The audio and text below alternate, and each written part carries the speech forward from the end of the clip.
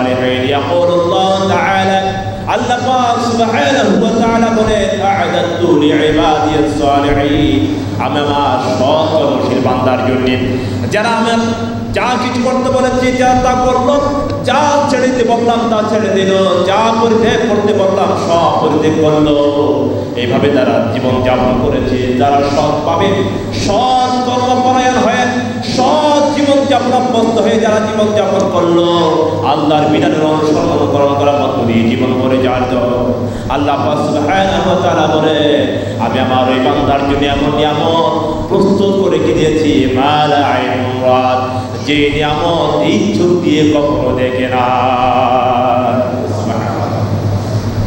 এই নিয়ামত দিয়ে এই চোখ দিয়ে ওই নিয়ামত দেখার সুযোগ কখনো হয়েছে কিয়ামত পর্যন্ত হবে মালা আইনুন রাত ওয়ালা উযুনুন সামিআত আল্লাহ পাক সুবহানাহু ওয়া তাআলা বলেন ওই নিয়ামত এই চোখ দিয়ে দেখার কোনো সুযোগ নাই দুনিয়াতে ওয়ালা উযুনুন সামিআত আর আমরা কত নিয়ামতের কথা শুনি ওদেরকে কত নিয়ামতের বর্ণনা দেই জান্নাতে বান্দাদেরকে এই নিয়ামত দেয়া হবে তা বর্ণনা দেয়া আল্লাহ পাক সুবহানাহু ওয়া তাআলা কোরআন কারীমের মধ্যে এবং আল্লাহর হাবিব হাদিসের মধ্যে যত জান্নাতের বিবরণ দিয়েছে যত নিয়ামতের কথা বলেছেন এই সবগুলো নিয়ামত হলো প্রাথমিক নিয়ামত কিয়ামত পর্যন্ত জান্নাতের নিয়ামত শুনতে শুনতে বান্দার জীবন শেষ হয়ে যাবে এরপরেও আল্লাহ তার বান্দার জন্য এমন নিয়ামত সৃষ্টি করে রেখে দিয়েছে প্রস্তুত করে রেখে দিয়েছেন আল্লাহ পাক বলেন ওয়ালা উযুনুন সামিআত ওই বান্দা জান্নাতে যাওয়ার পর এমন এমন নিয়ামত তার চোখের সামনে স্পষ্ট হয়ে যাবে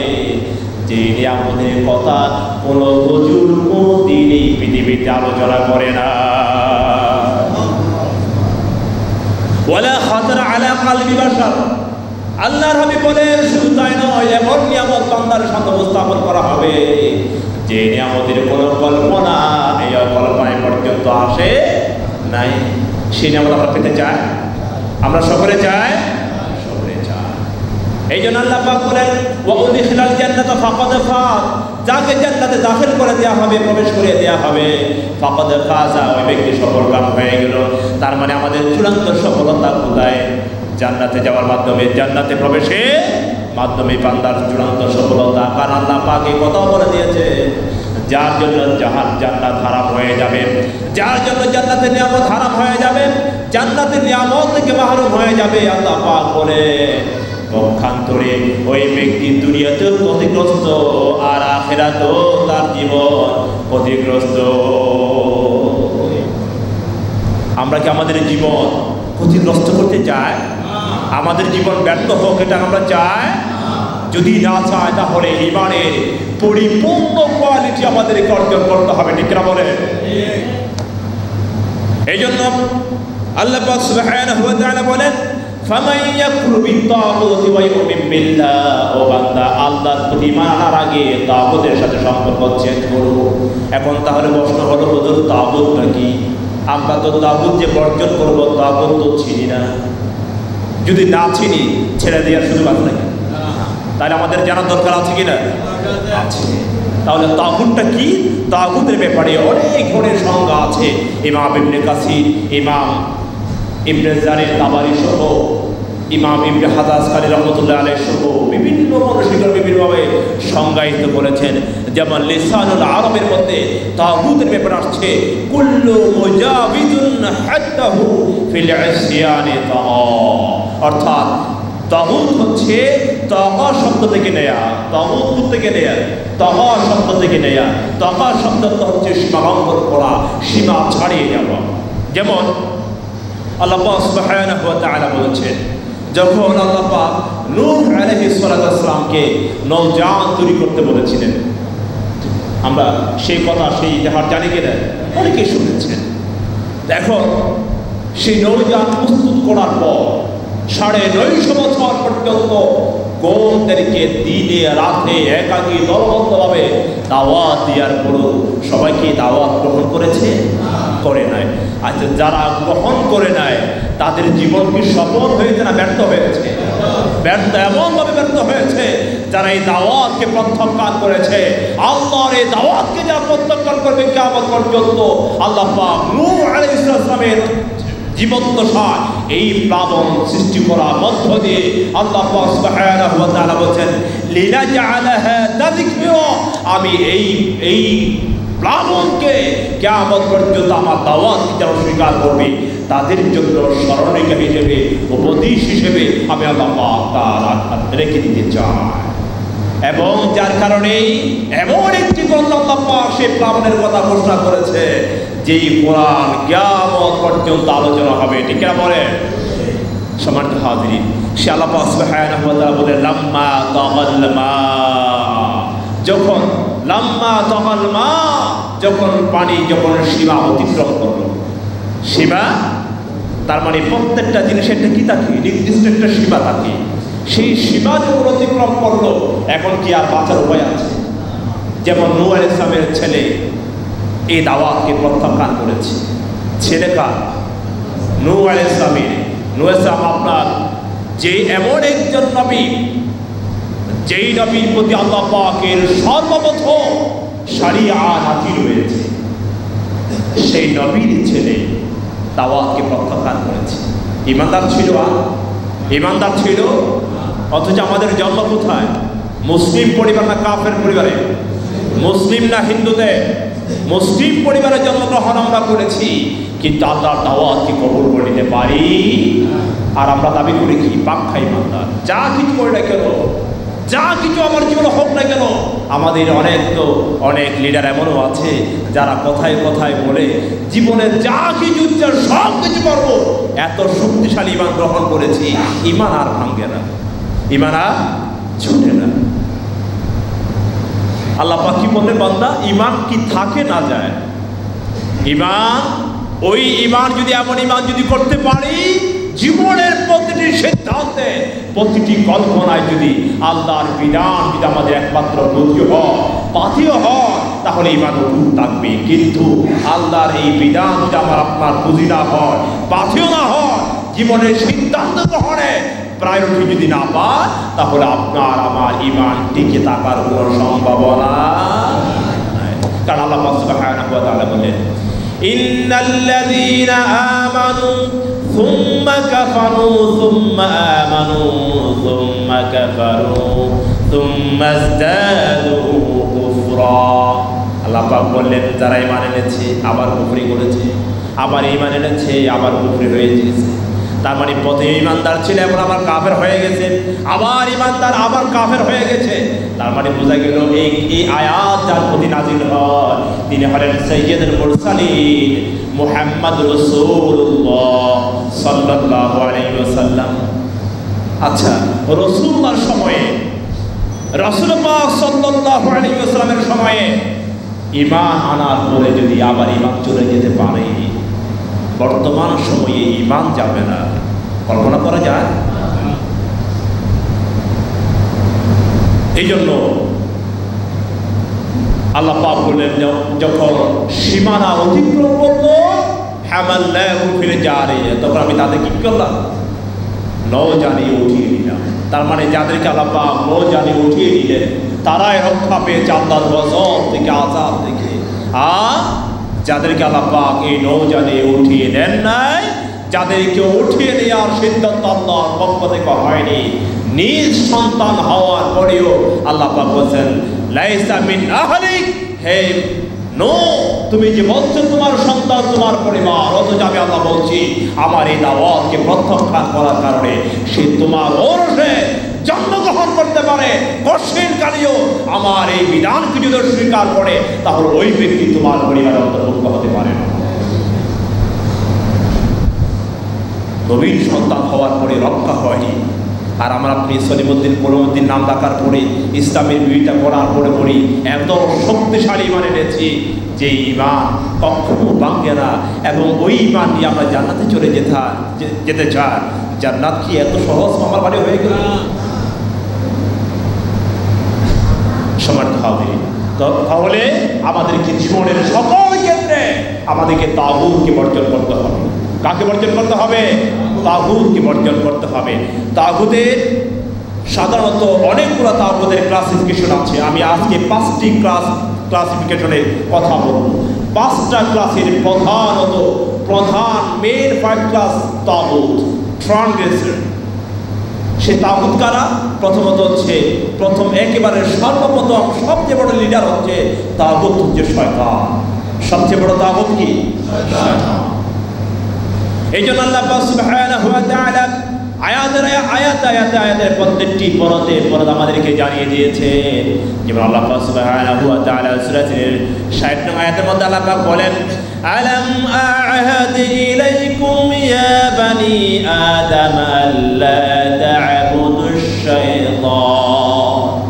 হে বনি আদম, কিয়ামত পর্যন্ত যত বনি আদম সন্তান পৃথিবীতে আসবে, আল্লাহ পাক সুবহানাহু ওয়া তাআলা সকল বনি আদমকে লক্ষ্য করে বললেন, আদম লা তা'বুদুশ শাইতান, আমি তোমাদেরকে এই নির্দেশ দিয়েছি যে তোমরা শয়তানের অনুকরণ শয়তানের ইবাদত তোমরা করবে। তাহলে বোঝা গেল আল্লাহর ইবাদতও হয়, আবার শয়তানের ইবাদতও চলে কিনা বলেন? এটা আমার কথা নয়, কোরআন বলছে। সূরা ইয়াসিনের কত নম্বর আয়াত? 60 নম্বর আয়াত। শুরুতে আল্লাহ সুবহানাহু ওয়া তাআলা সূরা ফাতিরের মধ্যে বলছেন, ইন্নাশ শাইতানা লাকুম আদুওয়ুন ফাত্তাখিযুহু আদুওয়া। আল্লাহ সুবহানাহু ওয়া তাআলা বলেন, ইন্নাশ শাইতান, নিঃসন্দেহে শয়তান, আদুওয়ান লাকুম আদুন, তোমাদের জন্য দুশমন। কেমন দুশমন? আল্লাহ পাক বলেন, ফাত্তাখিযুহু আদুওয়া। আল্লাহ পাক বলেন, ও বান্দা, শয়তানের সব পথ পরিহার করো, শয়তানের সমস্ত পদাঙ্ক অনুসরণ বাদ দিয়ে দাও, কারণ শয়তান তোমাদের প্রকাশ্য দুশমন। কারণ ওই শয়তান তোমাদেরকে এমন এক পথে আহ্বান জানায় যে পথে শয়তান চায় যারা শয়তানের ইবাদত করবে, শয়তানের মতাদর্শ অনুসরণ করবে, আল্লাহ পাক বলেন ওই শয়তান চায়, তার দলবল চায় তোমাদেরকে জাহান্নামে অধিবাসী বানিয়ে দেয়। তার শয়তান আমাদেরকে কোথায় নিতে চায়? জাহান্নামে নিয়ে যেতে চায়। আমরা জাহান্নামে যেতে চাই না। সুতরাং জাহান্নামে যদি যেতে না চায়, তাহলে আমাদেরকে সিদ্ধান্ত গ্রহণ করতে হবে, প্রথমত শয়তানের সব পথ আমরা ছেড়ে দিলাম। শয়তানের যত মতবাদ পৃথিবী থাকবে, সব মতবাদকে আমরা প্রত্যাখ্যান করলাম। রাজি আছি আমরা? এরপরে 2 নম্বর তাগুত হচ্ছে মান উবিদা মিন দুনিল্লাহি ওয়া হুয়া রাদি। এমন কিছুর অনুসরণ করা হচ্ছে, এমন কিছুর ইবাদত করা হচ্ছে, এমন কিছুর আদেশ মানা হচ্ছে, অথচ সেই আদেশ আল্লাহর বিধানের সাথে যায় না। আল্লাহর বিধানের সাথে যায় না। যেমন আমরা সালাতে সিজদা করি কিনা বলেন? সিজদা কার সামনে করি? কার জন্য করি? আল্লাহর জন্য করি। আল্লাহ পাক বলেন, ফাসজুদু ওয়াক্তারিব, বান্দা সিজদা দাও আর আমার নিকটবর্তী হয়ে যাও। তার মানে বোঝা গেল যত ব্যক্তি সিজদা দিবে বান্দা, তত বেশি নিকটবর্তী হয়ে যাবে কার? আল্লাহ। এখন কি আল্লাহর জন্য সিজদা চলে না বান্দার জন্য চলে? বান্দার জন্য চলে। অথচ এই ক্ষেত্রে কোনো পীর, কোনো ব্যক্তি, কোনো দরবারে, কোনো লিডার, কোনো সাহেবজাদা কেউ যদি তার মুরিদদেরকে যদি বলে, পা বের করে দিয়ে যদি বলে তোমরা আমাকে সিজদা করো, অসুবিধা নাই, তোমাদেরকে আমি জান্নাতে নিয়ে যাব, আছে কিনা? এমন পীর আছে। ইপিজেড কলসিদিকে আমার প্রোগ্রাম ছিল, সেখানে আমার পর্ব শেষ, পীর সাহেবের আগমন হলো। আমি চিন্তা করলাম যেহেতু পীর সাহেব কখনো দেখি নাই, সুতরাং ওনাকে একটু আমার দেখা উচিত, ওনার কিছু করে আলোচনা শোনা আমার উচিত। কলসিদিকে রোডের কথা বলছি। এখন ওনার আলোচনা শুরু হলো। তিনি বললেন যে তোমরা যারা উপস্থিত হাজারে কারাম, তোমরা যারা আছো, আমার মুরিদান যারা আছো, তোমাদেরকে আমি বলছি, দেখো তোমরা যদি জান্নাতে যেতে চাও, দুনিয়ার সব কিছু ছেড়ে দাও, একমাত্র আমাদেরকে পূজা করো। যদি আমাদেরকে পূজা করতে পারো, আমাদেরকে সন্তুষ্ট করতে পারো, আমাদের সন্তুষ্ট অর্জন করতে পারো, তোমাদেরকে জান্নাতে নিয়ে যাওয়ার দায়িত্ব আমাদের।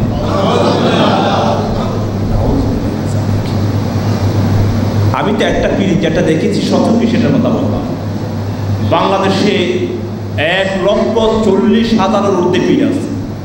কত? 1,40,000 ঊর্ধ্বে বর্তমান জীবন দশায় পীর আছে। তাহলে এখান থেকে বোঝা গেল, যদি পীর সাহেব যদি মনে করে যে আমার মুরিদান আমাকে চিন্তা করবে, আমি তাতে সন্তুষ্ট, তাহলে ওই ব্যক্তি নিঃসন্দেহে তাগুত। ওই ব্যক্তি নিজেকে যত বড় পীর দাবি করুক, যত বড় দরবারের মালিক হোক, যেহেতু সিদ্ধা দিব কার জন্য? আমরা আল্লাহর জন্য। সুতরাং আল্লাহর বিধানের ভায়োলেট হয়, আল্লাহর বিধানের সাথে সাংঘর্ষিক হয় এমন কোনো বিষয় যদি কোনো ব্যক্তি, কোনো দরবার, কোনো পীর যদি বলে সেই কাজ আমার জন্য করা যায়, তাহলে বলা হলো বিভিন্ন তফসিরের পরিভাষায়, আমি যেহেতু সময় সংক্ষিপ্ত এই জন্য বেশি রেফারেন্স দেওয়া যাচ্ছে না। রেফারেন্স যদি আপনাদের প্রয়োজন হয় আমার সাথে যোগাযোগ করবেন, আমাদের হাতে তুলে দেবেন সব। তাহলে বলা হয়েছে মান উবিদা মিন দুনিল্লাহ, আল্লাহর বিধানের ভায়োলেট করে কোন ব্যক্তির অনুসরণ যদি হয় আর ওই ব্যক্তি যদি তাতে যদি সন্তুষ্ট হয়, ফাহুয়া রাদিন, ওই ব্যক্তি যদি সন্তুষ্ট হয়, ফাহুয়া তাগুত, ওই ব্যক্তি হচ্ছে তাগুত। দুই নম্বর শেষ।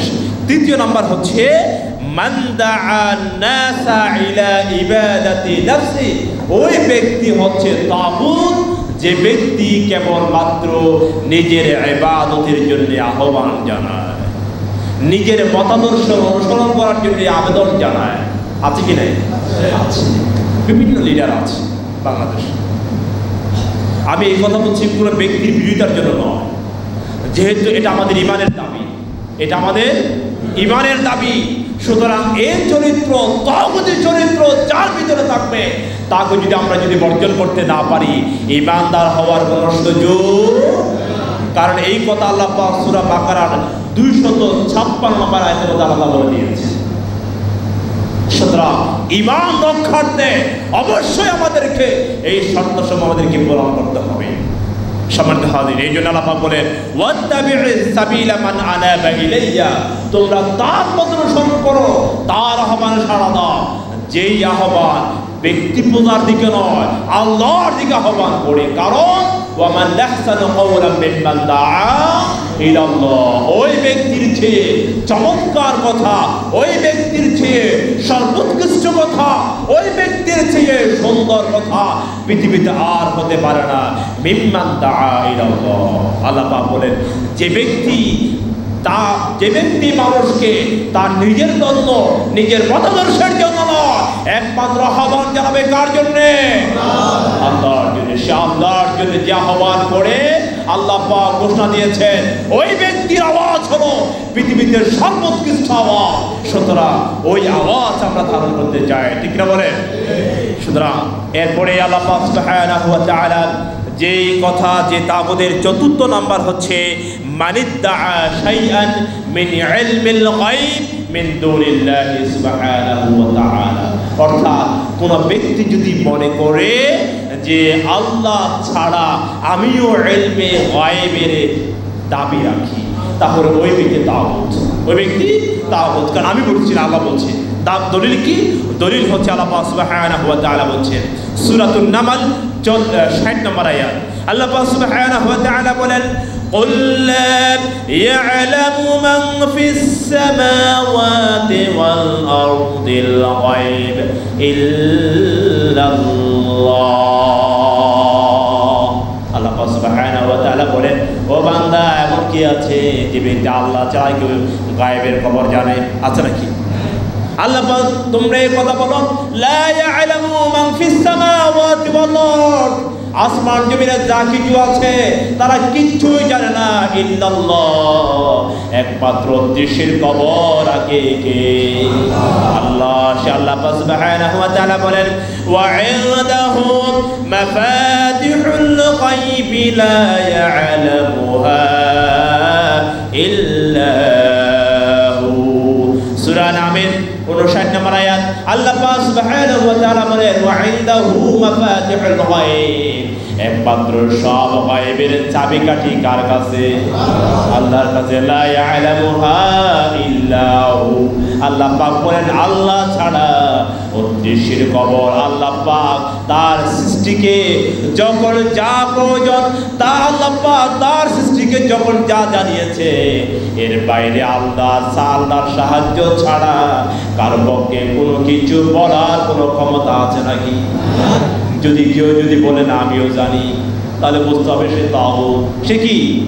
তাহলে ওই তাগুতকে বর্জন করতে হবে। এরপরে চতুর্থ নাম্বার, পঞ্চম নাম্বার তাগুত হলো মান হাকামা বিগাইরি মা আনজালাল্লাহ। ওই ব্যক্তি তাগুত যে ব্যক্তি আল্লাহর বিধান ছাড়া নিজস্ব মতবাদ বিচার ফায়সালা করে। কি করে? আল্লাহর বিধানকে উপেক্ষা করে নিজের মন গড়া মতো সামাজিক স্ট্যাটাস দিয়ে যে ব্যক্তি বিচার করে, আল্লাহ পাক সুবহানাহু ওয়া তাআলা বলে ওই ব্যক্তি আমার কাছে তাগুত হিসেবে চিহ্নিত হয়ে আছে। যেমন আল্লাহ পাক সুবহানাহু ওয়া তাআলা বলেন মান লাম ইয়াহকুম বিমা আনজালাল্লাহ। যে ব্যক্তি আল্লাহ যা নাযিল করেছেন ওইভাবে যে ব্যক্তি বিচার ফায়সালা করে না, ফাহুয়া কাফিরুন, ওই ব্যক্তি কাফির। ফাহুয়া যালিমুন, ওই ব্যক্তি জালেম। ফাহুয়া ফাসিকুন, ওই ব্যক্তি ফাসিক। তার মানে তিনটা সার্টিফাই করেছেন। কয়টি? তিনটি সার্টিফাই করে আল্লাহ পাক বলেন যে ব্যক্তি আমার বিধান দিয়ে বিচার ফায়সালা করবে না তারা জালেম, আমার বিধান দিয়ে যারা বিচার ফায়সালা করে না তারা কাফের, আমার বিধান দিয়ে যারা বিচার ফায়সালা করে না তারা ফাসিক। সুতরাং বোঝা গেল যারা আল্লাহর বিধানকে উপেক্ষা করে বিচার ফায়সালা করে, আল্লাহর কুরআন বলেছে তারা কাফের। তারা কি? আমি বলি নাই, আল্লাহ বলছে, কুরআন বলছে। সুতরাং আল্লাহ সুবহানাহু ওয়া তাআলা বলছেন ألم تر إلى الذين يزعمون أنهم آمنوا بما أنزل إليك وما أنزل من قبلك يريدون أن يتحاكموا إلى الطاغوت। আল্লাহ পাক বলছেন দুনিয়াতে এমন কিছু মানুষ আছে, আলেম তারা, আপনি কি তাদেরকে দেখেননি? তার মানে হলো কিয়ামত পর্যন্ত এমন কিছু ইমানদার, ফার্স্ট ক্লাস ইমানদার থাকবে যারা আল্লাহর প্রতি ঈমান এনেছে, আল্লাহ যা নাযিল করেছে তার প্রতি ঈমান এনেছে, এবং আল্লাহ পাক বলেন হে রাসূল আপনারা যা কিছু নাযিল করেছি ওই সব কিছুর প্রতিও তারা ঈমান এনেছে বলে, কিন্তু ইউরিদুনা আইয়াতাহাকামু ইলা তাগুত, আবার তারা বিচার ফায়সালা করার জন্য তাগুতের কাছে চলে যায়। কার কাছে চলে যায়? তাগুতের কাছে চলে যায়। কথা কার? আমি বলিনি, আমার প্রতি রাগ করার কোনো কারণ নেই, আমি জাস্ট প্রস্তাব, আমি শুধু প্রস্তাবনাই করছি। আল্লাহ বলছেন সূরা নিসার 60 নম্বর আয়াত, দলিল বলে দিলাম, আমার কোনো কথা নয়, সব কথা হচ্ছে আল্লাহ পাক বলছেন তারা তাগুতের কাছে চলে যায়। আর অথচ আল্লাহ পাক বলে ওয়াকাদ উমিরু, আমি আল্লাহ পাক তাদেরকে ঘোষণা করেছি আইয়াকুরু বিহি, তাদেরকে তাগুতকে বর্জন করতে। আল্লাহ পাক বলেছেন তাগুতকে বর্জন করো, আর আমরা ইমানদার হয়ে বলছি না তাগুতকে বর্জন করো। তাহলে আল্লাহর বিধানের সাথে সাংঘর্ষিক কিনা? সাংঘর্ষিক হয়ে গেছে। সম্মানিত হাজিরিন, এই জন্যে অথচ আল্লাহ পাক বলছেন এইভাবে তাগুতের অনুসরণের মাধ্যমে ওয়া ইউরিদু শাইতানু আন ইউদিল্লাহু দালালান বাঈদা। ও বান্দা, তোমাদেরকে এইভাবে পড়ে তাগুতের অনুসরণ করার মধ্য দিয়ে শয়তান তোমাদেরকে চায় তোমাদেরকে হেদায়েতের পথ থেকে বহু দূরে সরিয়ে দিয়ে তোমাদেরকে জাহান্নামের অগ্নি গর্ভে নিক্ষেপ করতে চায়। আমরা কি জাহান্নামের অগ্নি গর্ভে নিক্ষেপিত হতে চাই? সুতরাং আসুন সম্মানিত হাজির, তাহলে এখান থেকে বোঝা গেল আমাদেরকে তাগুত বর্জন করতে হবে, আল্লাহর বিধানের কাছে ধর্ণা দিতে হবে। রাজি আছে সকলে? সম্মানিত হাজির, আরেকটি ঘোষণা হচ্ছে আমার আলোচনা